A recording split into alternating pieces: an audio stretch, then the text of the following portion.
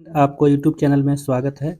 यहाँ पर एक सबसे बड़ा अपडेट है पलामू चतुर्थवर्गीय कर्मचारी बहाली 2025।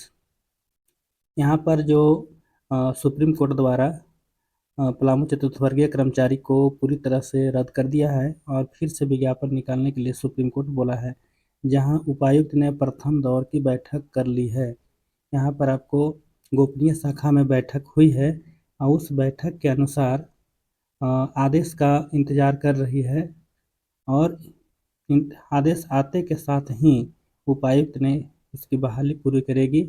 और सुप्रीम कोर्ट का आदेश कोई मामूली आदेश नहीं होता है।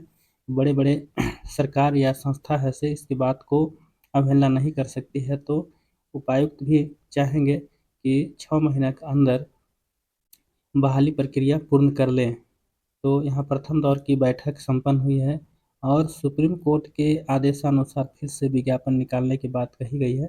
इसमें किसी तरह के जो नियुक्त हुए थे वैसे अभ्यर्थी को राहत नहीं मिली है।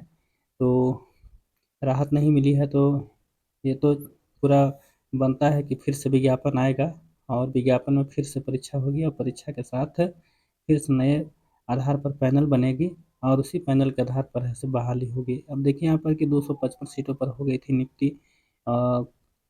उसके बाद आगे भी और प्रक्रिया थी, लेकिन अफसोस की बात है कि जो विज्ञापन निकला था उस विज्ञापन में कैटेगरी वाइज किसी प्रकार की सीट का जिक्र नहीं था। हालांकि ऐसा सिर्फ पलामू का मामला नहीं था, बल्कि और बहुत सारे डिस्ट्रिक्ट में बहाली हुई थी जहां विज्ञापन नहीं निकाले गए थे, सिर्फ परीक्षा लेकर के बाद में पैनल बनाए गए थे और सीट के मुताबिक बहाली प्रक्रिया शुरू की गई थी।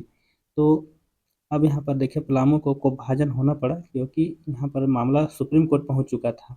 अगर कोई भी मामला कोर्ट नहीं पहुँचता है तो वह रफा दफा हो जाता है और मामला शांत हो जाती है, लेकिन यहाँ पर वैसा हुआ नहीं। ये पूरी तरह से आपको जो है नियुक्ति प्रक्रिया रद्द हो गई है। लेकिन दूसरी बात यह है कि दूसरी ओर अभ्यर्थी जो जिनकी नियुक्ति हो चुकी थी वे लोग आपको रिव्यू पिटीशन के लिए सुप्रीम कोर्ट पहुंचने वाले हैं। अब देखिए वो लोग सुप्रीम कोर्ट पहुंच करके कौन सा वकील को वो लोग ऐसे चुनते हैं और उनका रिव्यू पिटीशन में कितना समय लगता है, वहाँ क्या राहत मिलता है, ये सब बात तो सुप्रीम कोर्ट के जो निर्णय होगा उस पर निर्भर करता है। तो अभ्यर्थी तो खैर पहुँचेंगे, क्योंकि उनके पास ह्यूमन राइट है, मानवाधिकार है, क्योंकि किसी भी मनुष्य की एक बार जब नियुक्ति हो जाती है तो दोबारा उससे नौकरी से हटने पर बहुत तरह की मामला बनता है। तो ऐसे मामला उनके साथ भी है और जब ऐसे मामला उनके साथ है तो वो रिव्यू पिटीशन जाएंगे, क्योंकि रिव्यू पिटीशन जो है सुप्रीम कोर्ट का एक अंतिम मौका उनके पास है और इस अंतिम मौका को वो खोने नहीं देना चाहेंगे।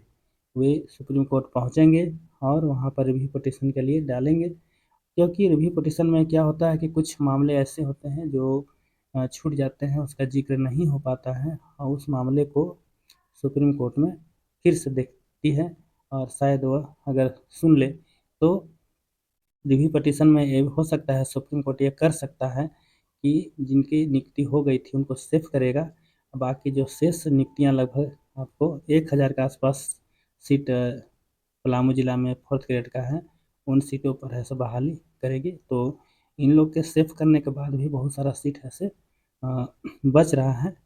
तो बाकी जो अभ्यर्थी हैं इनको जो इसका जो तैयारी कर रहे हैं, खास करके जो पलामू निवासी हैं, उनको तैयारी करना चाहिए, क्योंकि परीक्षा 6 महीने के अंदर इसको सब कुछ कंप्लीट कर देना है। और ख़ास करके जो चतुर्थवर्गीय कर्मचारी होता है उसे बहाली में उपायुक्त का एक अपना अधिकार होता है कि अपने ज़िले को कुछ सीट आरक्षित कर सकती है या वहाँ पर कुछ अंक दे करके उसे स्थानीयता का लाभ दे सकती है। तो ऐसा है, हर जिला में ऐसा होता है और पलामू में भी हुआ था और पुनः दोबारा भी हो सकता है, क्योंकि सुप्रीम कोर्ट ने बहाली प्रक्रिया में कुछ त्रुटि को देख करके वह से रद्द किया है, नियमावली को रद्द नहीं किया है। तो चलिए, जय हिंद। अगर आप मेरे चैनल को सब्सक्राइब नहीं किए होंगे तो मेरे चैनल को सबसे पहले आप सब्सक्राइब कर लें, ताकि मेरे द्वारा जो सूचना दी जाती है सबसे पहले आप तक पहुँचे। धन्यवाद।